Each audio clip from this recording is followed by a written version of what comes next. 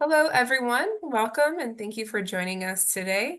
My name is Kate Kumar. I am the Assistant Director of Graduate Admissions at the Columbine College of Arts and Sciences within the George Washington University. And today we're going to be telling you all about our graduate programs in history.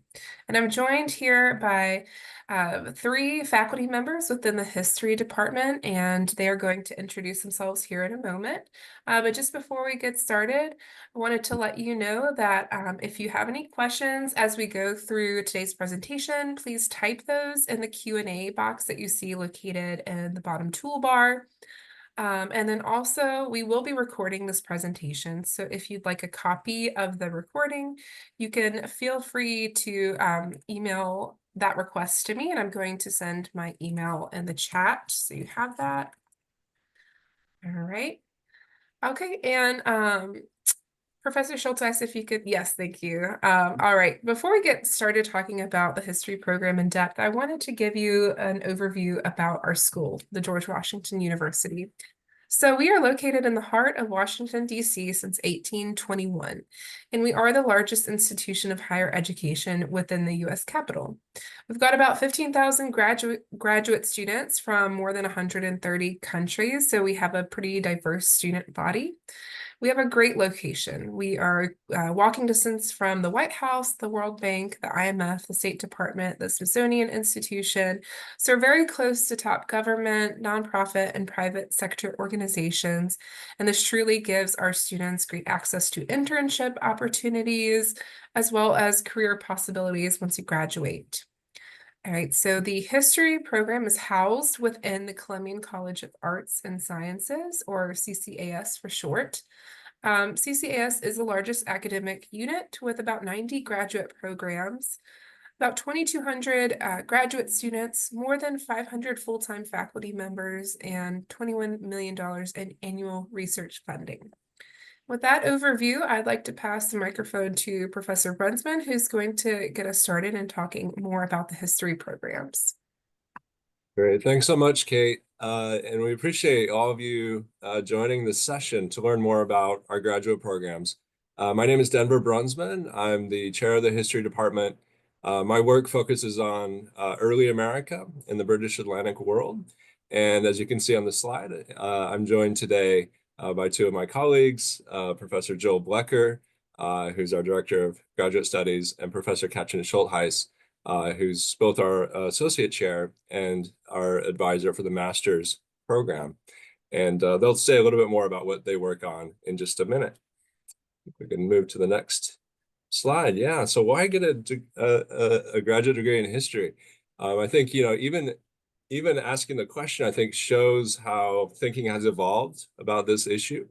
There was a time, I don't know when that time was exactly, 30, 40 years ago, in which it would just be automatic. If you went to graduate school in history, it was because, well, naturally you wanted to become a professor. And that's certainly still true for many of our students. But the range of career possibilities has dramatically expanded. And I think this is something that makes GW especially attractive. As Kate mentioned, we're in the heart of DC. There's tons of museums, different think tanks, institutes, government agencies, and all of these places hire historians. And so we encourage our graduate students to think broadly about their career paths, and we try to help them with that with internships, career fairs, career panels. We're actually having one this upcoming Tuesday, and really encouraging graduate students to think maybe a little bit like undergrads in terms of seeking out internships and different possibilities in the city. So in terms of GW specifically, I mean, why come to GW? Well, our fabulous faculty, of course. I mean, and I mean that, I mean that honestly. We do have an incredible faculty, both in terms of their qualifications and expertise, and just the size of our department. We have about 35 full-time historians in the department, which is pretty big for a university the size of GW. And we cover much of the world's history in terms of time and place. As I mentioned before, Washington, D.C. is also, I think, probably the best place in the country in some cases the world to be a historian. A metro ride away, we have the National Archives. A metro ride on a different line, we have the Library of Congress. But both are just down the street. These amazing research centers and all kinds of other places and resources to do history. And I love that Joel is teaching a class for mostly first-year students at GW this year, and is requiring all of them to get a card from the Library of Congress. And that's just a common thing. And of course, we want all our graduate students to do that early on as well. We also partner with other universities in the DC area. We have a consortium with Howard, Georgetown, American Catholic, Maryland, and George Mason. And what this means is that all of their libraries materials are open to our students. And you can also take classes at these different institutions. And in our graduate seminars, there will often be a student from one of those places. So I think that's another way that we really leverage our location. And finally, I'll just say that in the last several years, we've built a really strong community in our department, in our graduate community. We have monthly brown bag sessions in which we talk about different issues, career possibilities, teaching issues for those people who serve as TAs. And our master's students, our PhD students are very much part of the department. We consider them incredibly important, and we try to support them. So we support master students with conference and research funding, which is pretty rare actually, I think, in universities, and we also naturally support our PhD students. Yeah, in terms of our faculty, I mentioned that we have a large faculty, and in terms of what we cover, and so there's just about anything I think somebody would want to study, we have somebody that covers that. We also have, I think, concentrations of expertise in certain areas. One would be U.S. history, from very early the colonial era all the way up to the present. Another concentration of expertise would be in Asian history, in Korea, and in Vietnam, and China. And the Cold War, broadly speaking, both the American perspective, but also the international Cold War. We help to co-sponsor a conference every year for graduate students in that particular area. So I could go on about this, but if there's any particular questions about certain areas of faculty expertise, any three of us could elaborate on that. So with that, I think I'm going to pass the Zoom baton to Professor Blecker. Okay, thanks so much, Professor Brunsman. I'm Joel Blecker. I focus on Islamic history, Islamic thought, and working on a book right now on Islam and the spice trade in the 15th century. So happy to talk more with anyone who's interested in Middle East, Southeast Asia, and Indian Ocean networks afterwards. Feel free to reach out. MA versus the PhD. The MA is a really versatile degree. It's designed to give students a broad training in historical research and historiography. It generally takes about 2 years to complete. And students can complete the degree on a full-time or a part-time basis. And that's really important because we've actually scheduled most of our graduate courses in the evenings so that students, it would be very normal for students to work a full day and then come to a graduate seminar in the late afternoon or in the early evening. Now, if you're considering a PhD, an MA can be a really good stepping stone to that. We give you a chance, if you like, to write a substantive thesis, which can be used as a writing sample and really give you a chance to hone and polish your scholarly chops and prepare you for a serious graduate training or doctoral training if that's what you choose to do. And as Professor Schultheiser, we can talk about more later, some very, very modest financial assistance is available. And maybe we can talk a little bit more about that later. The PhD, on the other hand, we really expect you to be kind of 4 feet in, full-time committed to the doctoral program. Students can complete the degree in 5 years, especially if you're already coming in with a 2-year MA under your belt. But we guarantee 5 years of funding. 4 of those years, you're going to be supporting and serving the department as teaching assistant, and that's a way to help fund your fellowships. But we do guarantee 1 year or 2 non-consecutive semesters where you can go off into the archives, wherever that may be, and bury yourself as you do the real, that cutting edge research that our doctoral students are kind of opening up, kind of helping us learn new things about the past.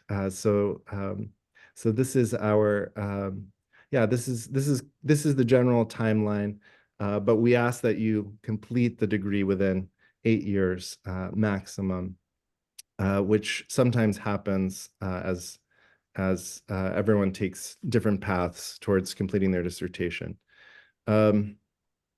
So what else can I say? Admission is really competitive. It's really, really helpful if you reach out to a prospective advisor or two before applying. I would say it's not just helpful. I would say it's essential that you do that. I think that your application will really only be given a serious look if you have reached out, connected with our faculty beforehand, and make sure that your interests, your research interests align. So, start by just poring over our website, getting to know what faculty have written, what their current research is on, and get to know them. And then just send them an email, and send them another email to prod them if they don't respond right away, because this is the main way to help build a competitive application. Okay. Hi, I'm Catherine Schultheis. I am, as Professor Brunsman said, I'm the MA advisor. I'm also an associate professor of history. I specialize in modern European history with a focus on the history of France, the history of women, and the history of medicine. So I wanted to talk a little bit more specifically about what is involved in getting the MA degree. As Professor Blecker noted, the MA degree is usually completed in 2 years, although that can change, and you have up to 3 years to finish it if you decide to take the program as a part-time student. And we definitely have students who do that, especially students who are employed full-time and who don't want the full 3-course per semester course load. So that's absolutely an option. In terms of the specific courses that we offer, we have 2 required courses. One is the History and Historians course, which is you take during your first semester, which introduces students to the idea of historiography and how historians have thought over the course of decades about various kinds of themes and issues. So then the second semester in the spring, so that would be now if you were a first-year student, you would take a course called Historical Research and Writing, which focuses more on approaches to doing research, archival research, and other forms of pursuing your research interests and organizing your work. And it also focuses heavily on historical writing skills. So this is not a reading intensive course, but a writing intensive course where there's a lot of feedback on your writing, and you sort of workshop your work in order to get professional level writing skills.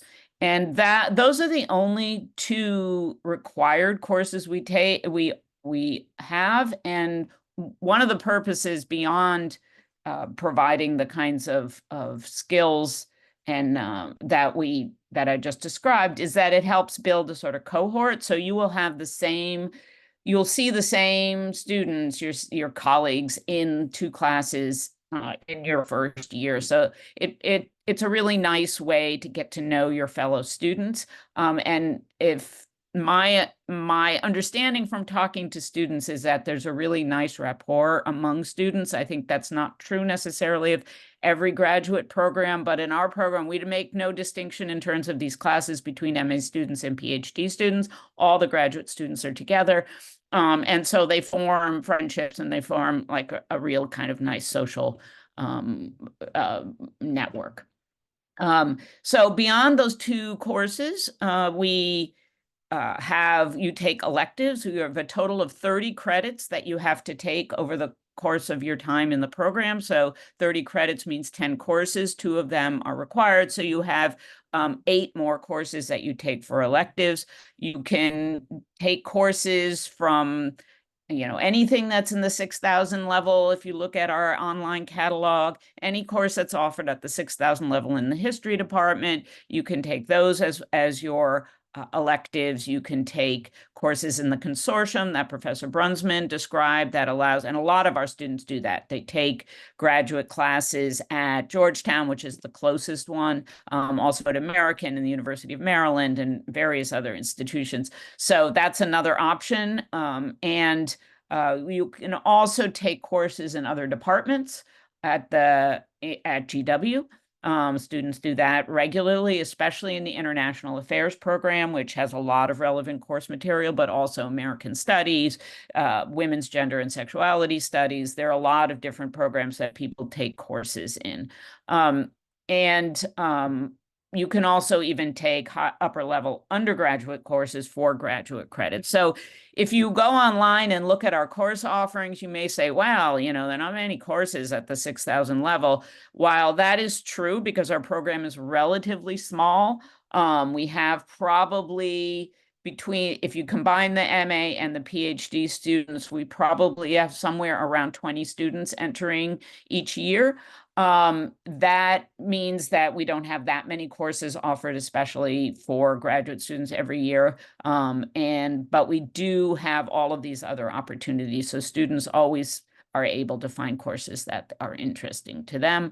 As an MA student, you can effectively design your own program because you get to shape it how you want. You get to shape the coursework, those 8 courses, how you choose. One feature of the MA that we have that may be somewhat different from other MA programs, we have an optional master's thesis, which means that somewhere at the beginning of your 2nd year in the program, you will decide whether you want to write a thesis or you don't. And those are 2 very viable options. Every year, it's about 50-50. Half of our students write a thesis, half of them don't. A master's thesis is a significant work of original scholarship, about 60 to 90 pages long. And the thesis student works closely with an advisor, one specific advisor, not me necessarily. I'm sort of the administrative advisor, but someone who is an expert in the subject matter that you're interested in investigating. You would work closely with them over the course of 2 semesters. And then at the end, produce your thesis.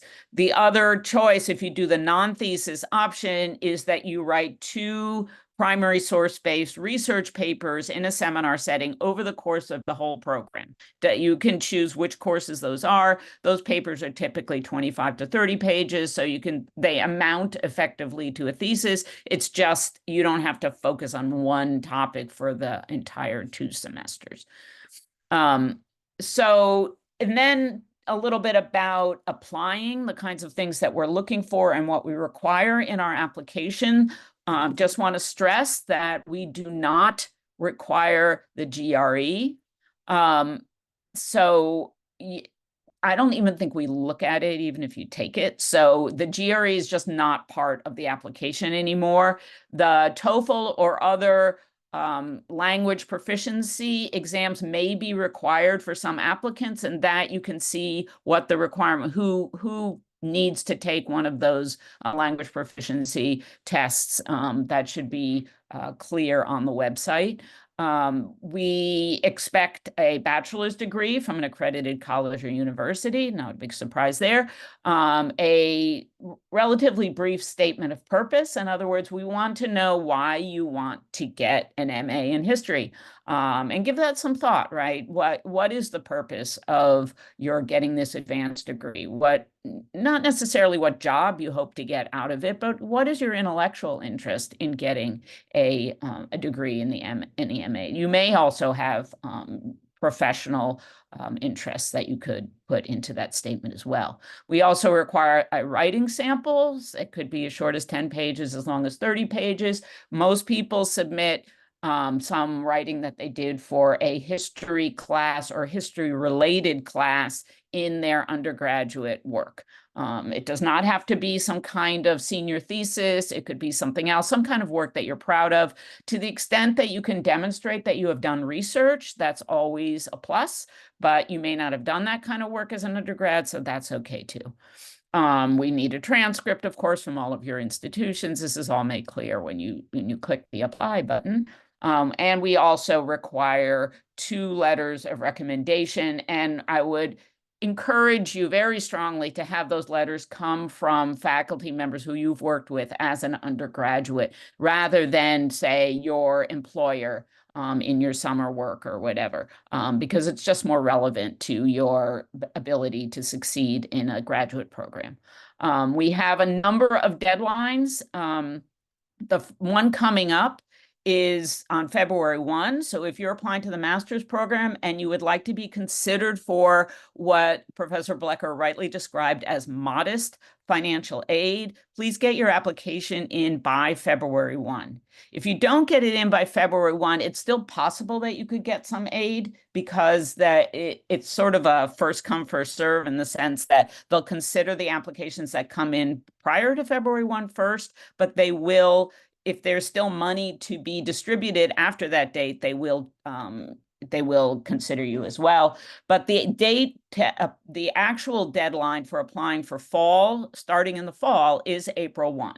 So if you'd like to start in the fall, please be sure to get your application in by April 1. And then if you decide to delay, you could always apply later, and then you'd be considered for spring admissions for next year. I will say this, that the vast majority of our students start in the fall. It's not impossible at all to start in the spring. There's always 1 or 2. But if you want to start with the majority of the cohort, probably a better idea to start in the fall. And then, as we've talked about before, these are the rates for what it costs. The cost to get a degree is calculated by credit hours. So you can see here, this is the math for this year, how much it costs per credit hour. And then I did the multiplication for you. And you can see it's really expensive. It's over $60,000 to get the degree.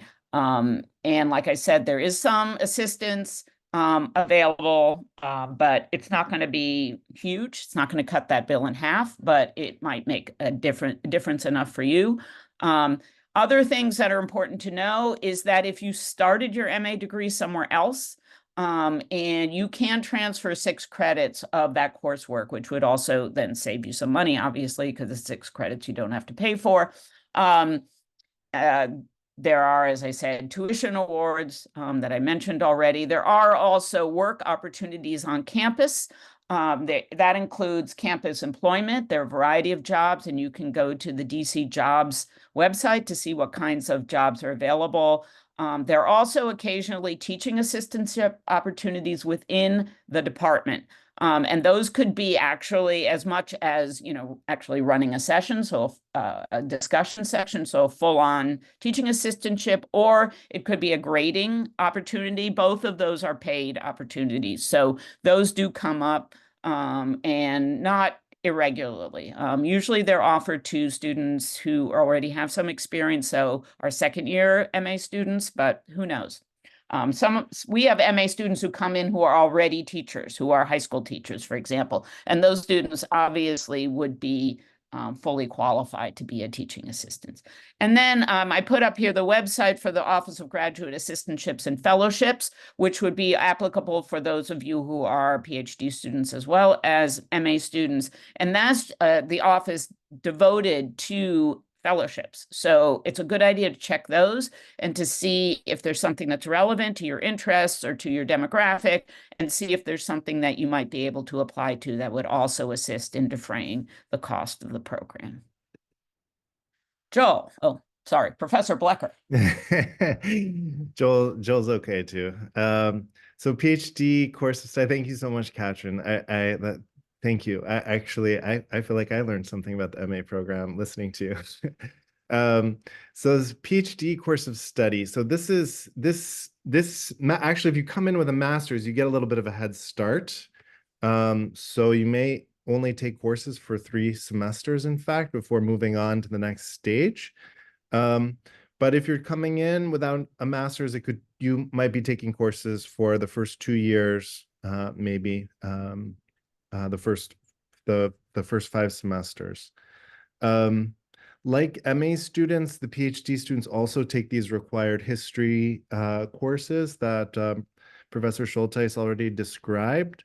And basically, at the end of your coursework, you're going to work with your prospective advisor and a few other professors that you've developed relationships with during your coursework, typically, where you'll put together comprehensive exams. This is where you can kind of get a general knowledge, not just of your field, but other related fields that you want competency in. And the purpose of the exams is not just to prepare you for your dissertation, but also maybe when you're done with your PhD, you want to show that you can you have teaching competency, maybe in an area outside of your dissertation, but that's related to it. So the comprehensive exams are a really good opportunity to do that. There's usually a written component to the exam that you agree on the format of with your prospective advisors or your comprehensive examiners who are faculty in the department. And then there's an oral component where you talk about kind of respond to questions, or it gives you a chance also to elaborate or respond to questions that are raised from the written exam. So very soon after, but no more than a year after that, you should be. Usually the turnaround is actually very quick after you finish your comprehensive exams. You should be proposing a dissertation. This is called a dissertation prospectus. You'll usually have a number of committee members. Maybe they're the same folks who participated in your comprehensive exams. And this is another chance where you'll usually write, I think it's about 20 pages, just basically an outline of what you want to do with your dissertation, what your timeline will be, what the chapter outline might look like, what's at stake, why are you doing this work, the kind of so what, the answer to the so what question. And then this is maybe the best chance to get a group of faculty in our departments full attention. Sometimes you'll have an external read or two, maybe someone from Georgetown or UMD comes and joins this meeting if you want to have a relationship with them. And this is just a moment where your ideas really get this kind of full engagement. You can get guidance and advice about how to shape the project and make sure it's a success, and you complete it in a timely manner. So, okay, so this is the placement of PhD graduates. This is our department is not unique in this regard, but we have had obviously I think hopefully it is not news to most people in this audience that the academic job markets is what it is. But that having been said, when we kind of looked at the statistics in our own department, actually about a third of our PhD graduates got tenure track positions within 3 years. About a fifth ended up in the private sector, a sixth ended up getting hired working in government. Again,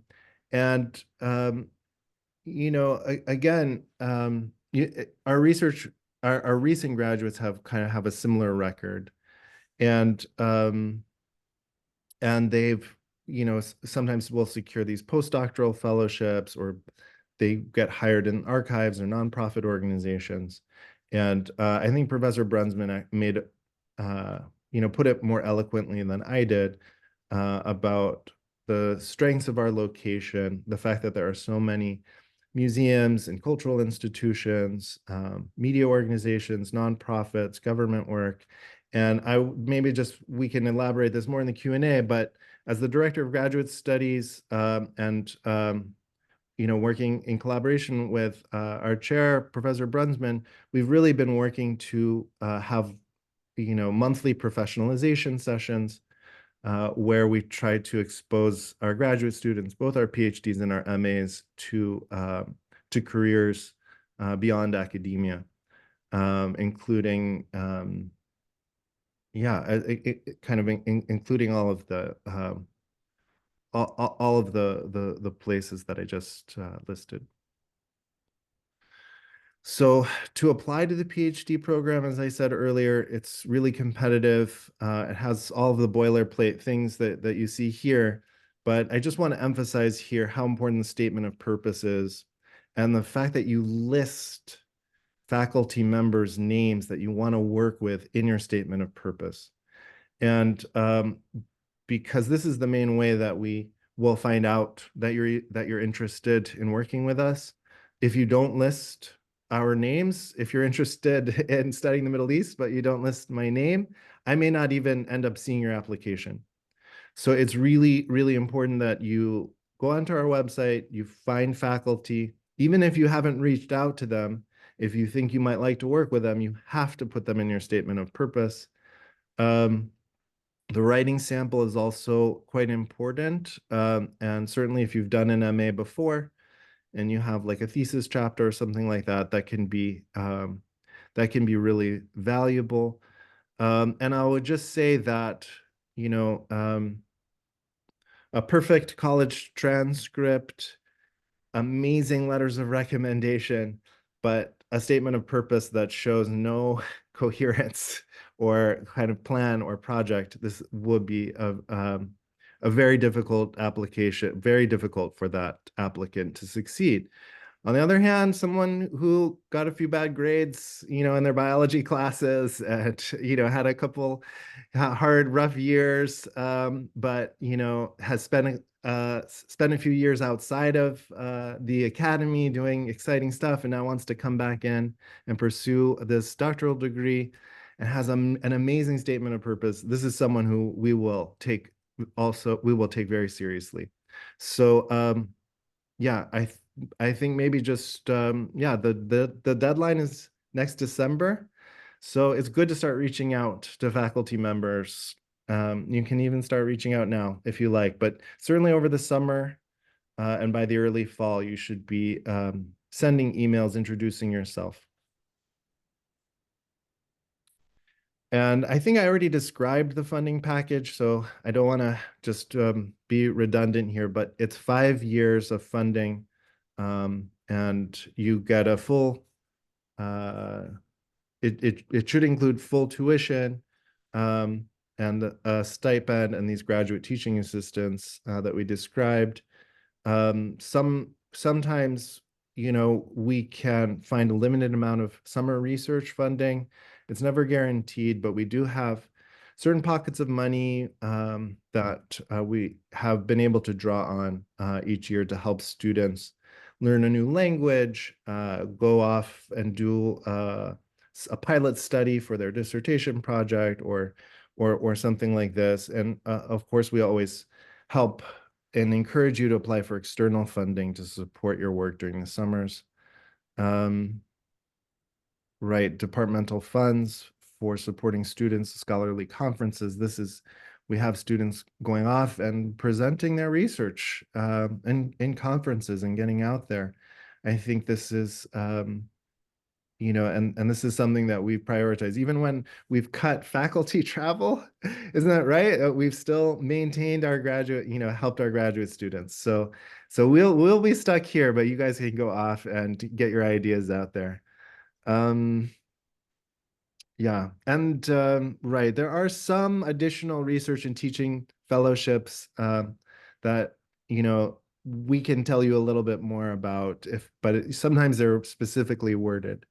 But there are like these Dean's Graduate Instructorships that you might be eligible for, particularly later on in your career. Great. So I'll just close by saying a few words about our commitment to diversity, and you know, this specific term, DEI, of course, is under fire currently in the country. But whatever it's called, we do have a commitment to diversity in all forms, and really, I think what this boils down to is treating our graduate students with respect. That's really important to us. Several years ago, we even created a graduate student Bill of Rights, which I think is actually available on our website. You can view that. And as I said at the very beginning, we really, you know, treat graduate students as professionals. That you've entered this field of history, and we're excited to work with you. And you know, and this extends to how we look at your application. Certainly in a holistic way, in terms of you as a whole person, your background, your experiences, and what you can bring to us. So, and just to close out here, and I think we'll get into the Q&A, you can see here everyone to contact in the department. For the PhD program, Professor Blecker. For the MA program, Professor Schultheis. You can always contact me about any of these different things, and we'll kind of stress again the utility of reaching out to individual faculty members in your particular research area. That can be really productive. And if they don't respond right away, write to me, and I'll I'll give them a little prod to get in touch with you. But I think you will find that our faculty is responsive, and like I said, really values graduate students. Thank you. I just wanted to add a couple of points of clarification of things that occurred to me, of course, after I finished talking. One is that for those of you, whether you're applying for a PhD or an MA, it's important to know that you do not have to be a history major as an undergraduate to be a serious candidate for admission to the program. We have a lot of students who majored in something else, and sometimes it's not even that closely related to history. Anyone who majored in some kind of area studies or language and culture program, those sort of almost go without say, but we even have people who major in areas that are quite far afield from history. We do like to see people who have taken some history courses and have demonstrated that they can perform well at an advanced level history class, but you do not have to be a history major in order to be a serious candidate